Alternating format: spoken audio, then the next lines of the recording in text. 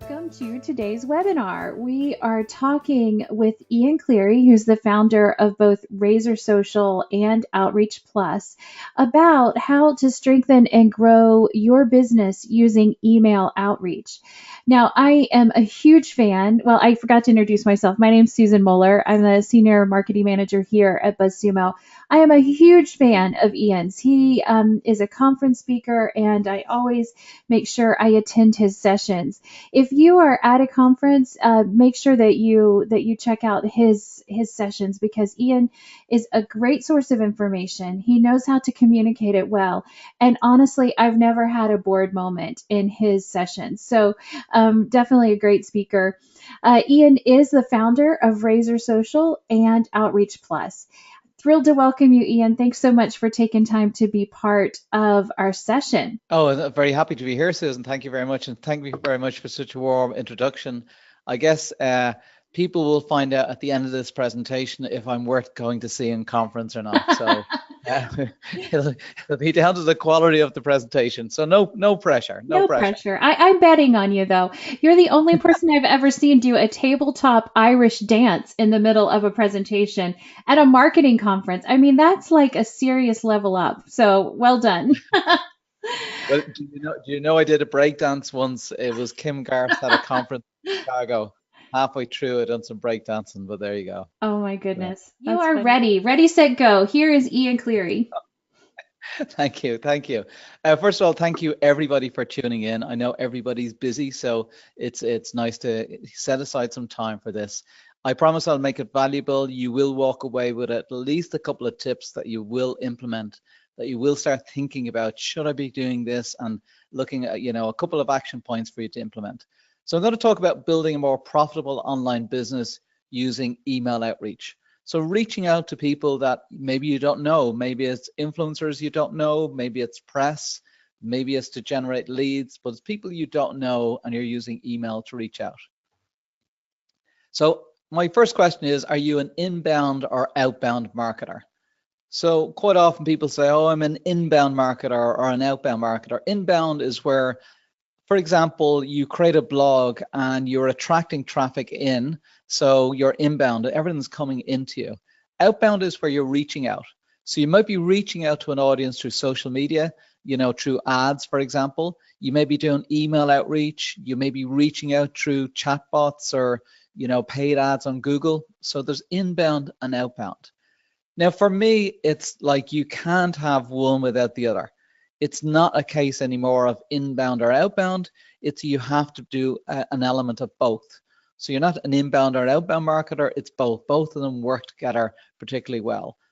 I remember when I started my blog 4 or 5 years ago, everybody said, oh, I'm an inbound marketer. I focused on my blog. But behind the scenes, I was out promoting that content all the time. I was reaching out to people, constantly building relationships, trying to generate links to my content, trying to get leads. So as well as all that inbound, I was doing a lot of outbound. Now, inbound is becoming more challenging, is one of the reasons for doing more outbound. I'm not saying there isn't any value in inbound still. I'm still a supporter of inbound, but it is getting more challenging. For example, you can see here that Facebook is, testing out an explore feed.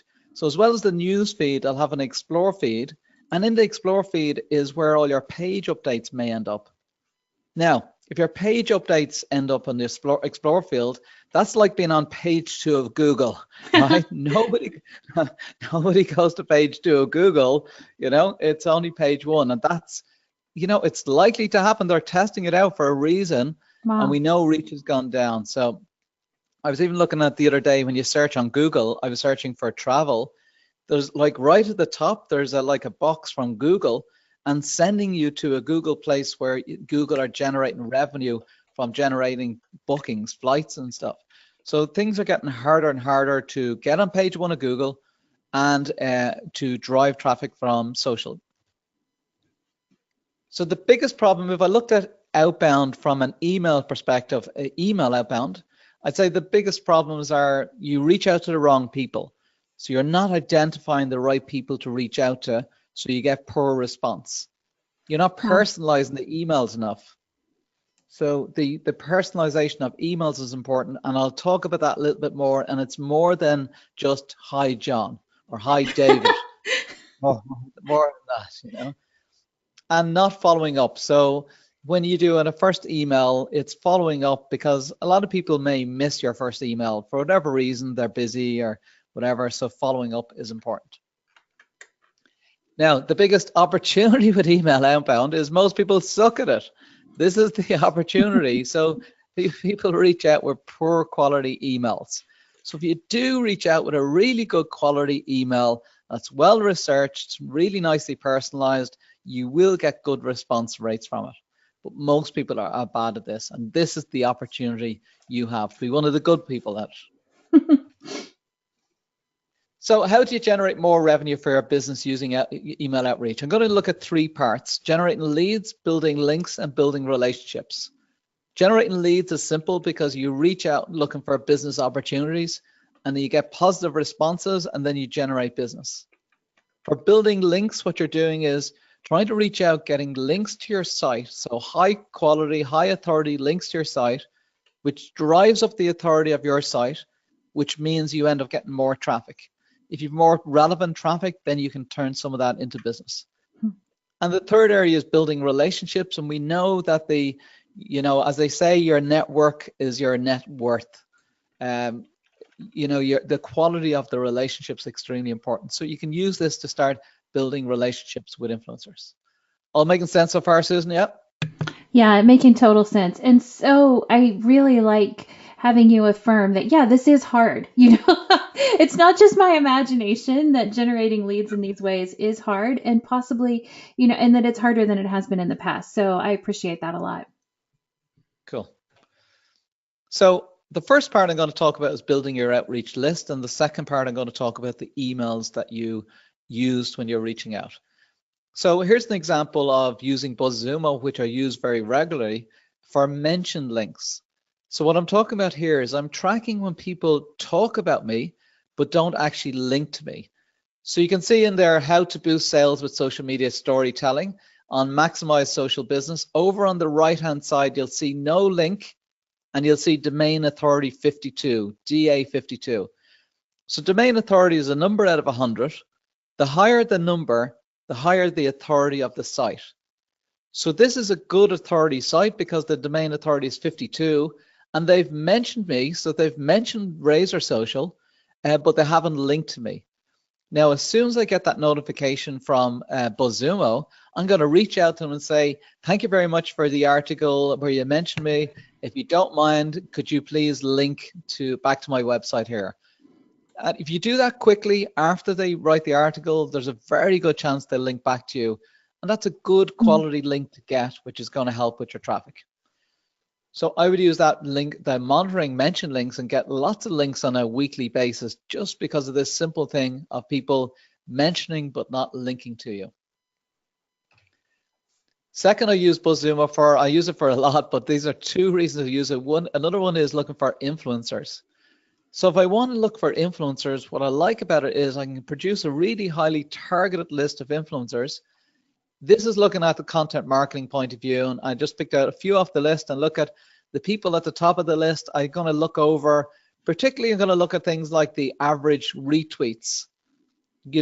When somebody shares the content, how many people are actually engaging, interacting, and sharing? If I say the average retweets is 0 or 0.5, I know that no matter what size their audience is, it's not a huge amount of people are interacting. So I want to see that interaction. You can see the retweet ratio is 12%. And on Brian Clark, the retweet ratio is 35%. So, a third of his tweets are getting all these retweets. So I look for that. This is all helping building a list. I'm looking at building a list of influencers here. Another, gold mine resource is LinkedIn. So LinkedIn is a fabulous resort for finding potential leads. So I'm looking here for CMO, a Chief Marketing Officer. Immediately, I've got a few different people here. And most of them are second degree connections, which means there's somebody in my audience that's connected to this person. But I look at ways of reaching out to these people. So this is where I can produce a list for lead generation. If you didn't want to use any tool at all, you can just go to Google. You know, for example, if I had an infographic and it was about nutrition, I might go to Google and go nutritional infographic and look to see, well, who else has shared these type of infographics before. Then I would look to see what's the authority of each of these sites, and then I'll start reaching out to them. Now, there's a tool called Open Site Explorer. So Open Site Explorer, if you get up on Google, you'll see, and it shows you what the main authority of a website is. So you can see that number out of 100, and the higher that number, the more relevant and the better it is to get a link from it. So my goal at this stage is producing a targeted list of prospects. So I want to produce a good list of prospects that I want to reach out to. And I'm using the tools like BuzzSumo or Google or LinkedIn producing it. I'm looking at what type of prospects I want, and that prospects could be, it could be for lead generation for my business. It could be for generating links. And there's a whole range of things you could be generating links for. We showed you here, just mention links if somebody mentions you, but doesn't link to you. Or it could be a broken link. Somebody has a broken link in the website and they're linking to a competitor that's no longer in business. That could be a good way of generating links. So you produce that targeted list of prospects. The quality of that list is super important. You know, it's not about having tens of thousands of people on a list and blasting people. You might be better off with 10 or 20 people on a list, but having a really good list, and then you'll start getting positive results. The other issue of having a really long, big list is because you get so many, you know, so many people won't answer you, and the people that do, a lot of them might say no. So you get so much rejection, then you find it harder to do the outreach. So find that targeted list and invest your time in this before you start that email process. Have we any questions so far? Is this all making sense to everybody? Yeah, there are a couple questions. Emmanuel has a question I'm going to save to the end because I think you may be covering that. But if you said this, I apologize, I missed it. How many people do you recommend having on your outreach list? It depends what you're going to do. Uh-huh. Like for example, I'm currently doing a research report with digital agencies. Mm-hmm. And I have at least 500 digital agencies on the list. But what I'm going to do is I'm going to reach out and personalize it. So I'll break it down into smaller groups. So I'll start categorizing them into different groups. For example, I might go, oh, here's 20 digital agencies in Ireland. Mm-hmm. Now, when I'm reaching out, I'll say, hey, I'm also a digital agency in Ireland. And I'm doing this research report, you know, so that sort of level of personalization, because if they know I'm also a digital agency in Ireland, they're more likely to respond. So even though I might have 500 or I might have 1,000 on the list, what I'm looking to do is, can I actually segment that list into smaller lists? You know, so maybe it's digital agencies, maybe I'm connected on LinkedIn to a group of them. You know, maybe I'm in the same country as some of them, or maybe I've gone to the same event. If there's some sort of connection there, that's going to help you narrow that list, because you're looking to get smaller lists. Mm-hmm. You know, you're looking to get lists of, you know, out of that 500, I might have 10 different lists or more, you know, broken down, and then just personalize that. And that's where you get the really high response rates. Mm-hmm. That's great. Thanks. Yeah. Here's a question. How do you use Facebook's email marketing tool, which allows you to submit your own email list, then finds people who have a specific similar interest? So I guess the first question is, do you use that? And then secondly, how do you use it? So I have used the feature before. So just so people know that, and I think this is the feature we're talking about, is that you can retarget people with ads based on your email list. So if you've got a bunch of subscribers on your email list, you can import that into Facebook. Uh-huh. Facebook will try and match them with subscribers. So Facebook knows what, you know, you've signed up to Facebook with an email address. So it'll try and match that email address with a subscriber email address. If it can do a match on that, then you can run an ad targeted at that specific group. Now, where I've used this before is that I'm doing a promotion and I reach out to my email list and say, hey, we're doing a great offer next week, or maybe you're interested. But I know that like 20 to 25% of people are opening that. So I'm missing out the 75% of the audience. Hmm. And the other thing about it is when people are going to buy, they say there needs to be 7 touch points. So people need to hear about something 7 times. So it's difficult to get people to see this 7 times. But if you do the email list, then you promote it to, your LinkedIn audience, then you upload your email list and you do ads directly to them on Facebook, and then maybe a couple of days later you do a follow-on email. So now they've started to see this a few times, and now it's more likely that they will take action at that stage. So it can be useful. Um, People question whether you should do it because you're uploading the email list to Facebook, but I mean we're in business, so it's we need to try and get our offers in front of an audience, and it is a useful way of doing that. That's great. Thanks. Yeah, so keep the questions coming. Ian at the end can take any we don't get to, but definitely if you have a question, send that in. Thanks, Ian. Perfect, cool. So goal, produce a target list of prospects, as we said. Now, so the next stage is now emailing. So you want to reach out to these prospect list, and you're looking to see, you want to get a high response rate, you want to get a high open rate, and possibly a high click-through rate. So you might have links within those emails. So you want to see, are people interested in the emails you're reaching out to? Are they really opening it in the first place? Is your subject line interesting enough? Are they responding to these emails? So one of the big goals is getting that response. If you get a response, you have a conversation going now. There's a level of interest. Of course, the response could be get lost. so maybe you don't want that response, but you do want a good response. So I've come up with this model called Pause, and it's just a framework to think about when you're reaching out with emails. So, and the reason I like it is because you should pause before you send that email.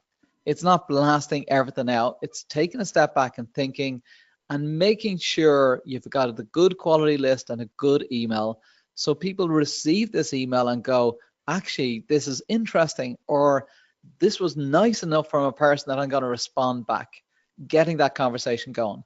So P for personalized. So the next slide, I'm going to talk about personalization. So it's more than hi first name. I'm going to talk more about this. Second is appreciative. Hard word to say. So this is where you might recognize the skills of the person, or they have contributed or helped you in some way. Everybody likes to be appreciated. So if I was reaching out to BuzzSumo and I was reaching out to Susan, I might mention how often I use BuzzSumo, what impact it's had my business. And of course, that's a nice thing for anybody to read. Or maybe it's an article that that Susan wrote, or a webinar you ran. People like to be appreciated. So there's never any harm as long as it's genuine. It's not just going, oh, I love what you're doing. Be specific about what you love about what that person is doing, and then people will like that. Useful. So is your email useful? Now, you don't have to have everything in pause in every email, but have a few of these in each email. Is it useful? Are you providing something valuable and interesting that somebody's going to say, wow, this is actually great. I really wanted this. My readers wanted it. My customers wanted it. It's so great getting this email. So is there something useful in it? S for small requests before big ones. So I'm saying when you're reaching out to somebody, you don't go, hey, here's my product, will you buy it? You start off with a small request. A small request would be, I'd love to send you some information about the product I have. Would you mind me sending you some information? And when you're looking for it is a yes, no answer. That's all you need is yes, no. They don't have much to think about. They don't have to think about, oh, like rather than somebody reaching out and saying, I have a brand new tool, will you evaluate it for me? That's really hard to get them to make that decision, because that's going to be a significant amount of time. But if you start off the conversation, say, would you mind if I send you this information? That's a yes, no answer. So they go, yes, I'll send you the information. Now you're starting that conversation. Now you can move on. So small requests before big ones. And last but not least, just make it engaging. Is it an interesting email? Maybe there's a bit of humor in it. Maybe you're a little bit quirky and you have that quirky humor in it. Is there something interesting in your email that makes it engaging? So that's the pause framework to think about before you send the email. So pause before you send. So personalization. So like I said, there's nothing wrong with first name personalization. Certainly, I'll never send an email saying hi there, because that shows me the person hasn't done any research. It's like on my site, it's easy to find out who's behind most sites. So if you put the effort in, you'll get it. Or for example, you say as a fellow CEO, if somebody else is a CEO and you're CEO, well, that's good. Or a fellow product marketer or a fellow landscape gardener or whatever it is, referencing that there's that connection with us. As someone who is interested in, and we have the similar interests, or maybe we follow the same football team, Manchester United, the football team that I follow, or we might have a mutual friend. So that just adds an extra element to your email. It shows, well, this is more of a personal email, so do think about the personalization as much as possible. I have a question for you there. If you have a mutual friend, would you reach out to them through the mutual friend, ask them to make the introduction? Sure, why not? It's naturally through if you've got a close connection, like Susan, we know each other well, so I know that if I was connected to somebody, I wouldn't mind you reaching out to me, say, hey, Ian, how well do you know this person? Do you mind an introduction? And go, sure, and vice versa. So if you know the person well enough, it's useful to reach out. Even if you reached out and said, hey, I'm going to reach out to this person, what do you know about this person? What are they interested in, for example? Now, one thing I mentioned in outreach is sometimes I get people to help me with this. And they help, like, for example, the digital agencies, we've built a list. I didn't build that list because it just took a bit of time. So I got somebody to help me. But all they're doing is going to the website, finding contact details, find the email, using a couple of tools to find the email and building the list. Now I can import that list into a tool, and now I can actually start doing all the work on it. So sometimes if you don't have the time, you just get help for doing that sort of work. This is actually an email I got recently, and I really liked it because I read it when I felt good when I read it, and then I responded immediately. So person just says, hi, Ian. So it's personalized. Hi, Ian. I hope you're well. We've been connected on Twitter for a long time. So there's a connection. We're connected on Twitter. Okay, so we've been interacting. I want to reach out and connect with you one-to-one. There's nothing wrong with that. I'm a freelance writer and content strategist. I'm based in Dublin. I'm based in Dublin. So there's another connection there. And she's slipped in terms that she's a freelance writer and a content strategist. So I know that about her. But because she's mentioned is based in Dublin, I'm interested. I find your content super valuable, and I've seen you featured in books like Mark Schaefer, who's a friend of mine. And it always feels great to learn from you. So appreciate the stuff I'm doing. Thanks for everything you share in the marketing world. I also wish you the best with Outreach Plus. It looks like it's going to be brilliant. All the best. Now, there's no request in there at all. It's personalized. It's appreciative. So it's appreciating what I've done, and it's engaging. I like this one. I have to respond to, and we got into conversation, and I started asking, well, where do you write? What do you write? We're not looking for somebody, a writer at the moment, but this is a person I've kept their details. So just reaching out with emails like this is just lead generation, so as long as you spend a little bit of time crafting a good email. Andy Crestodino does a lot around research reports, and he's a really smart guy, and I'm sure he's been featured on BuzzSumo before. I know he's been mentioned on it. It's great. Yeah, he's a super guy. Analytics is one of his things, but he done a research report where he reaches out to a group of influencers and lots of bloggers, comes up with a research report, and then he starts reaching out with that research report. That's useful, valuable content. Now here, you're one of the 1,377 bloggers who answered the question. It's not personalized. but it's extremely useful content. Because as a blogger, you want to find out, well, how many posts should I write? How long should they be? Now, if Andy was looking for business in this area, he'd have a big opportunity to get business out of it. Andy is in the web design business, and Andy gets so many leads on a daily basis, and a lot of it is because of content he creates. He's smart and really nice guy, but also his outreach approach is really good as well. Hmm. And research can be a great way of opening up a conversation with people. And I know, Susan, from BuzzSumo point of view, I know there's been lots of really good research reports where you've been reaching out and getting featured in different magazines and online magazines because of it. Yeah, definitely. Steve Rayson, one of our founders, he's been really great about building, like I think you said at the beginning, your network is your net worth. But, he's been very intentional about building a network of people around BuzzSumo. And so I think that, he's been doing it since he started the business. So it's almost like the network has grown with the product itself. And now it has a lot of benefit to us. We also try and focus on what we can offer to influencers. And so I think that's been helpful for us as well, is trying to connect influencers or people that we're reaching out to opportunities for them as well. Yeah, I mean, if you talk to Steve, he would say as well. I mean, not heavy into social media. It's like you've definitely leveraged social media, but I think one of the keys of BuzzSumo success is building the relationships with the influencers, reaching out, involving them in the product, and building an audience that way. I think that's really helped Hmm. the growth. So this is the survey outreach funnel. So first thing you do is, and this is to generate leads through outreach, is build a list. So why would I build a list before I come up with a hot topic? Hot topic is number two. I'm building the list because I'm building a list of potential customers.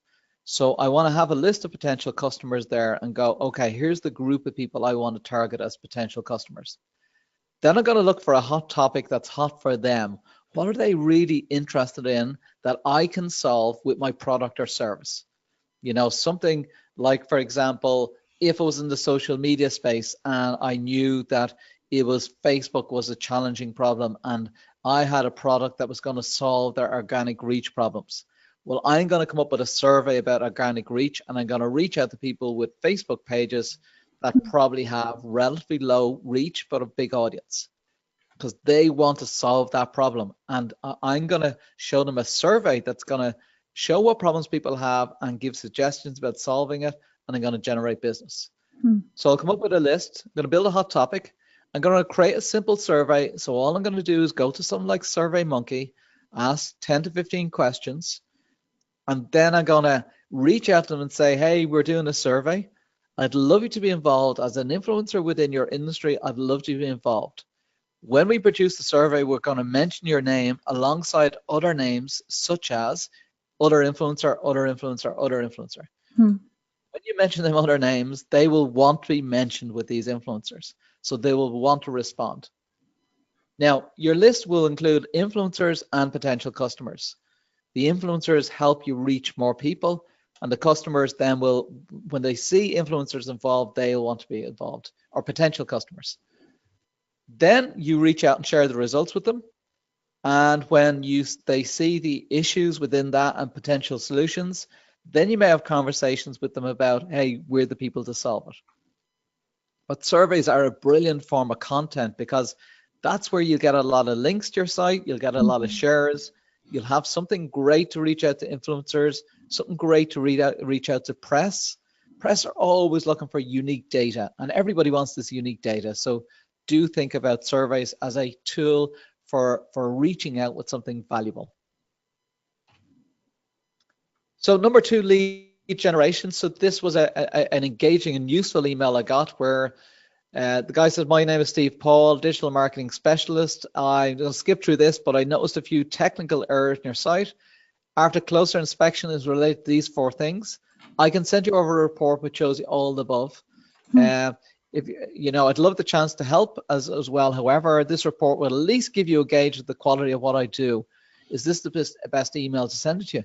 I really want this report now. I wasn't thinking of doing business in this area, but I'm very tempted to get the report.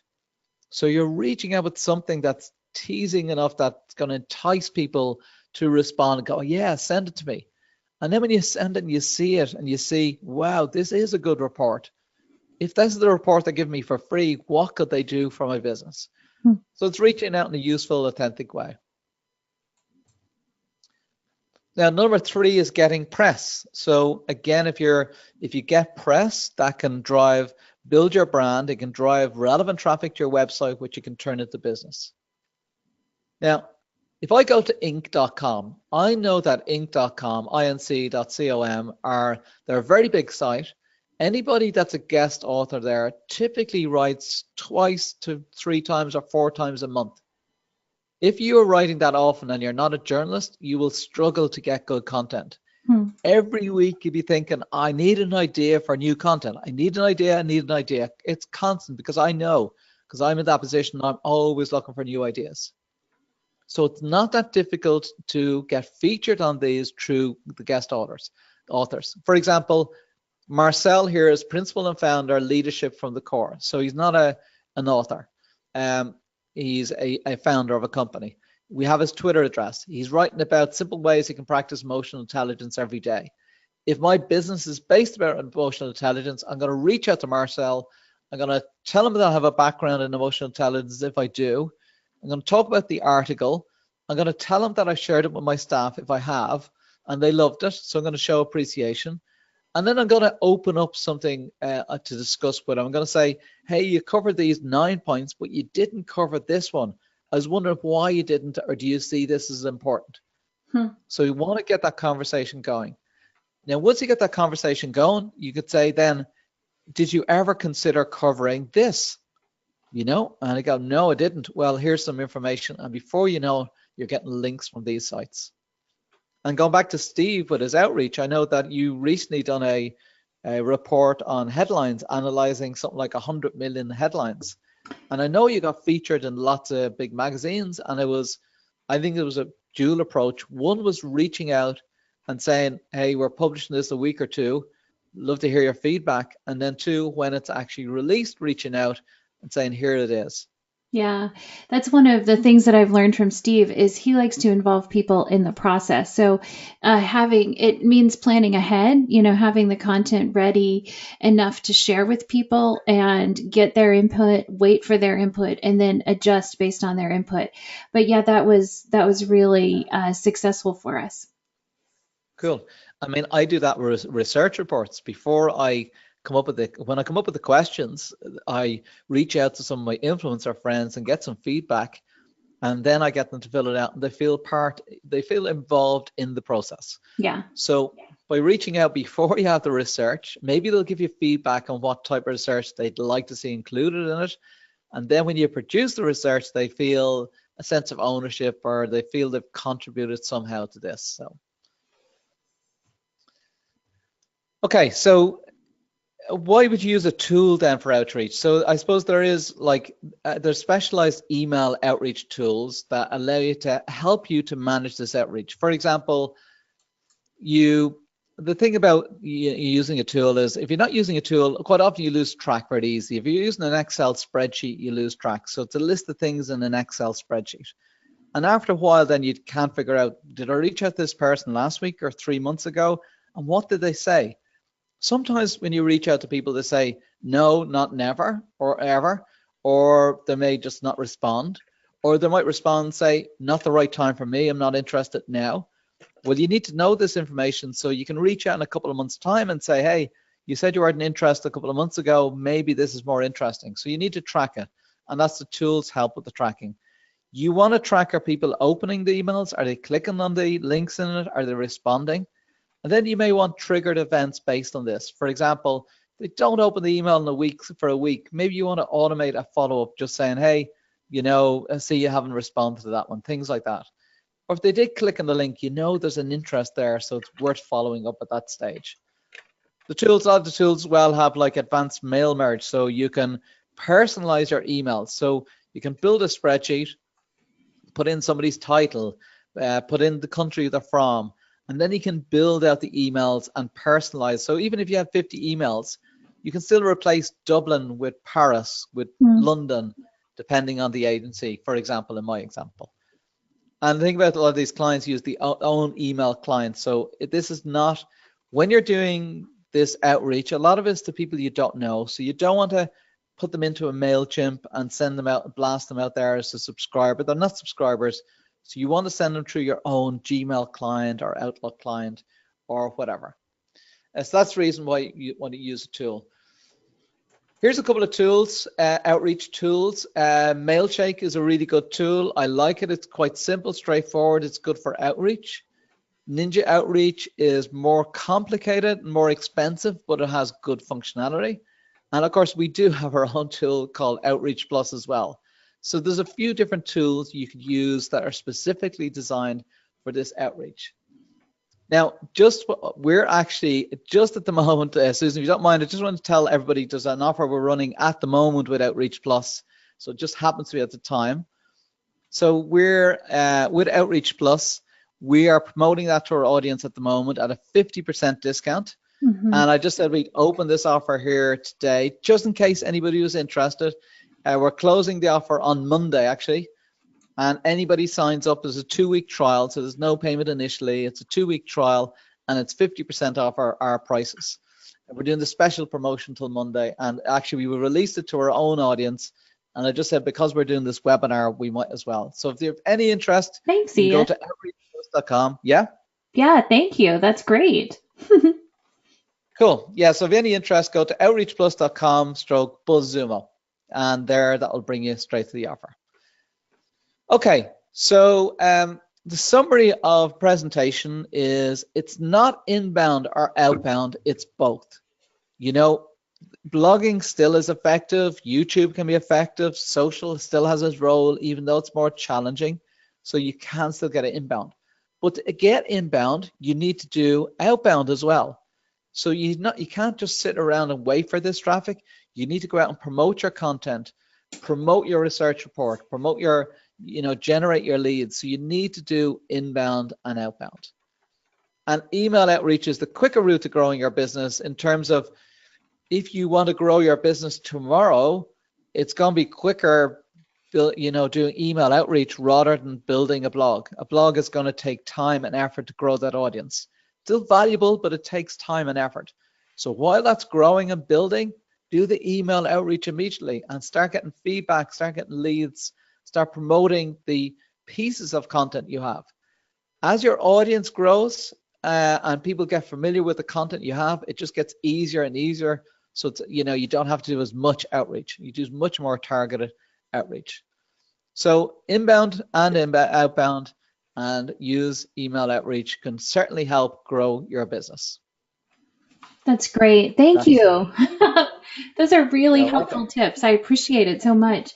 I wanted to say, I think it's great to have that description of inbound and outbound, and also just the acknowledgement that even when people often say they're focused on inbound, there is a lot of there's a lot of actual behind the scenes effort that looks more outbound. So I appreciate that. Yeah, so we do have a couple questions. Let's go first. This one is from Emmanuel. What Gmail tool do you use in order to send outreach emails? I'm guessing you're using Outreach Plus. And so Emmanuel, the slide that Ian had included Mailshake as well as Outreach Ninja and Outreach Plus. Ninja outreach, yeah. Ninja Outreach, thanks. Yeah. So another question is from Nick. He says, I'm having trouble that the click rate is always 0% when I send out to my customers. What would you suggest for Nick to get that click through rate a little bit higher? Yeah, I mean, it's strange to have a click-through rate that's 0%. That doesn't seem to make sense to me. I suppose one thing I would advise is don't put the link directly into your email, just the website into your email.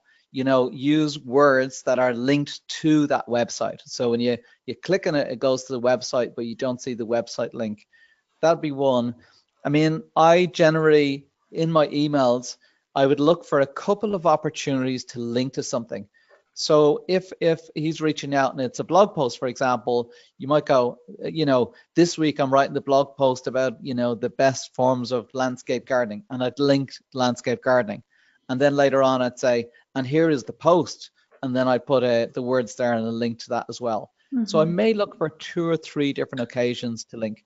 Now, if I'm getting 0% all the time, I'm going to get onto the email provider and what is there any reason for that happening? Because it's strange not to get any link, Mm-hmm. any click. Because if people are opening it, first thing is to look at the open rate. If people are opening it, well then if they're not clicking on it, then it's not relevant content or there's something wrong, So I look at the relevancy of the content, how you're linking, using multiple opportunities to link, and then the last one would be reach out to the provider and ask them, is there a specific issue?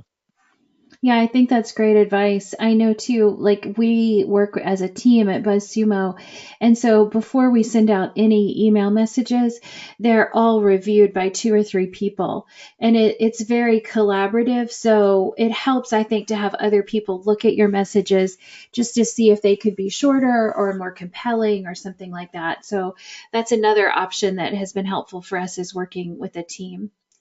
Yeah. Uh, Another question from Emmanuel: would you include a link to a landing page where people could find out more about the product in that first email, the one where you talked about using the pause strategy? Or would you ask if the person wants to know more first? Okay, so the temptation is to go straight in there. Hmm. We're impatient and we want results. So too many people send the link in the first email and go, hey, here's a product, I'd love to get feedback. So it's holding back and, like you say, pause and think about, okay, I'm not going to be pushy, so I'm going to reach out and I'm going to say, hey, I'm a new startup, I have this new product, I've been following you for so long, I'd love to get your opinion. Is there any chance I could send you a link? Yes or no? Again, this is the small ask before the big one. So think about the small ask. What's the small ask that's easy for them to answer to? If they come back with yes, now you can reach out. So I would say it's the second email, not the first email, and avoid big requests in the first email. Hold that off for the second email. Yeah, I like to liken that to just the way we do things in real life. You probably wouldn't meet your neighbor and and ask them to watch your goldfish for a week in the first conversation. There's a little bit more of a process there. Um, this, It is a good way of looking at it, Susan, because I think you would think in the real world, would you do this? yeah. Would you walk into a business networking event and say, hey, buy my product? No, you'll try and strike up a conversation. So, and how do you strike up a conversation? Well, a lot of it would be find something that you're both interested in. There's a common interest or passion, or you appreciate them because you've been following them and interact with them. So find something like that. That's great. Yeah, so David says Outreach Plus sounds great. Is there a way to segment my different audiences on the tool?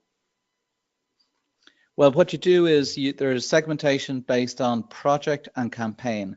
So, for example, if you were an agency, you would segment, you could say, your project could be different websites you're promoting.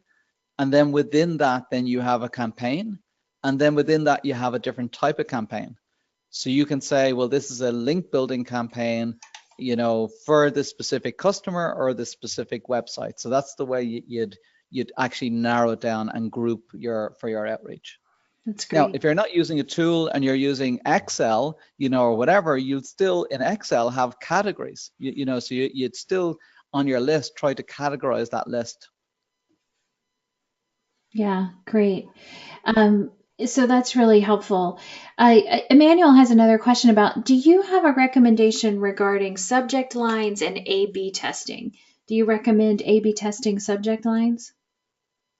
Yeah, certainly. I mean, you can go online and find out, what are the top performing subject lines. I mean, I find some simple ones work really well. Like thank you works very well, but you don't want to use it that often. But I find in my emails, when I'm emailing my list, the short lines work best. Sometimes I will put in the person's name in the subject line, because it means that every subject line is different than when it's going out. So if you're sending a lot of these emails out, the email tools that are where this, so for example, going out through Gmail looks different because the subject line. So, hey, Ian, if you got I have a quick question, for example, and that personalization can work. But yeah, I find the short subject lines definitely worth testing them and seeing what works well for you. And have a look online. There is some guides there which say, oh, well, here's our best performing email subject line. So you can learn from some of them. Mm-hmm. Good. Yeah, that's great advice. I had never thought about putting the name in the subject line. That's a good one. So here's a question. What if we want to target a specific audience by age group or niche? What would you suggest? Which tool can be used? Yeah, I mean, I suppose from a discovery point of view, how you would identify the audience by age is, I don't think you could do that through BuzzSumo, Susan. I don't think. No, we don't have demographics like that. Yeah, I mean, there is a tool called Demographics Pro, Hmm. and Demographics Pro will do analysis of your audience and break that audience down on Twitter by, grade. I don't think it'll give you age because I doubt if that information is made available. But it will give you things like estimated salary levels, type of grade they're in, the countries they're in. So you can do that from some level with tools like that. Um, There are other blogger research tools, but a lot of them, very few of them would give you full demographic breakdown by age group, so you might end up having to pay for research reports to get to that information as opposed to tools. Because a Yeah. lot of channels like Facebook and Twitter and all that won't give you the age. Yeah. Now, I suppose one thing you could do, well, if you're doing outreach through Facebook ads, well, at least then you could do a lot of targeting through there and actually narrow down the audience. So from an outreach perspective, instead of email outreach, if you're using ads, that you could use that approach for likes of Facebook. Yeah, there's also a free option in Facebook too to do targeting. And if you go on audience restrictions, it's the little target icon underneath your post. I've been doing this some even with free posts. And you can choose an industry that you want to target. You can choose an audience based on an audience interest. And then audience restrictions allows you to set geographic geographic parameters, and it also allows you to set the age. I have noticed that when I'm posting to Facebook, when I click on that targeting button, the default age group is 13-year-olds and up in Facebook. So I think there might be some value, especially in the B2B world, of just upping that age. I usually go in and set it to 20, and that at least puts a little bit of filtering in place, and that's free. It's just the cost of your time. Cool, Yeah, cool. so this is a question from Elijah. He says, how would you use BuzzSumo specifically to build your outreach target list for backlinks? Which section of BuzzSumo and what do you search to find good outreach targets that aren't huge press sites? Um, I have some Yeah, I thoughts, mean, but maybe you could summarize your yeah, backlink yeah, strategy. yeah. Mhm. So, I mean, I suppose from when you're doing research and content, you can go through topic-based research and you can start researching for content that has a lot of shares, but there's also link data as well. So you can see which type of content is generating lots of links. If you find content is generating lots of links, well, then you can write similar content, you're more likely to get those links. But then if you can identify who was linking to that content, you can find out what's the high authority sites and then reach out to them directly if you have a better piece of content. So you start to see, where who's linking out, who's generally linking to this type of content and reach out to them. Mhm. That's one way of doing it. I mean, I showed earlier on where the mentioned links, where you in the monitoring section of BuzzSumo, I can put in, say, track my name, my company name, and then I'll be able to see anybody that mentions me. And if they mention me and don't link to me, that's an easier source of getting a link. So then you can easily reach out. So there's sort of two source ways of using BuzzSumo. So Susan, you might want to add any additional ones. Yeah, no, I think those are the best ways to go about it. I guess the only thing that I would add is maybe once you've done those two things, you could begin to track competitors' brands and see who mentions and links to them. But I would recommend starting with the unlinked mentions just because it's just easy. As far as link building goes, it's one of the easiest ways I know of because the mention has already been created. It's already in context. They already have an interest in you. And so I would make that my starting place. Once you have a process for that, then going into seeing who is linking to content in your industry and then see who's linking to other brands in your industry. But I do think you'll Perfect. get the biggest 80/20 benefit, if you will, from starting with those unlinked mentions. Yeah. Uh, Yeah, they're the simple ones that you go, well, if I'm going to start link building, they're the ones I'm going to start with. Yeah, I think so too. We did it at BuzzSumo. We had a month's worth of unlinked mentions, and we got 200 new backlinks in a month. So Wow. that's definitely some SEO muscle right there. And it came from a three-pronged strategy of just reaching out to the author or publisher, thanking them for the mention, offering our help in the future, and then asking them to include a link. Two more Fantastic. questions. Yeah, I know. We were pretty excited about that. So there are two more questions, and then we'll wrap up. The first one is there a specific strategy in the subject line to increase an open rate? I think maybe you've covered that. What I remember you mentioning. Oh, go ahead. Why don't you just summarize again? Yeah, I mean, I suppose the only thing I'd say about is the subject line is just be careful. It's like, you could get a high open rate, but then when people read the email, they're very disappointed about the email because it doesn't match up. So I'm better off with a lower open rate, but a bit higher response rate, because it's easy to get like 40% open rate. It's like if I send them a message saying Facebook is dead, Hmm. to my audience, people go, oh, and then they'll open it up and I'll say, actually, it's not dead, but it's this. And then people get annoyed. So I think the thing is to make the subject relevant and interesting, but it has to match up with your content. So when they open it up, they've opened it because the subject line looks interesting. Now you want to match that content to make sure it's relevant to that subject line. So don't over optimize the same. That's great. Yeah, I agree. I mean, if someone doesn't click but they remain neutral or positive towards you, you have another try. But if someone opens and they're disappointed or they find the subject line annoying or manipulative, then you may have lost the opportunity to try again. So I'm with you. Um, Good. yeah, then the last question, one person's asking when the deck will be available. I'll send you a link to the recording. It will probably be Monday before that's finished. So look for that in your inbox.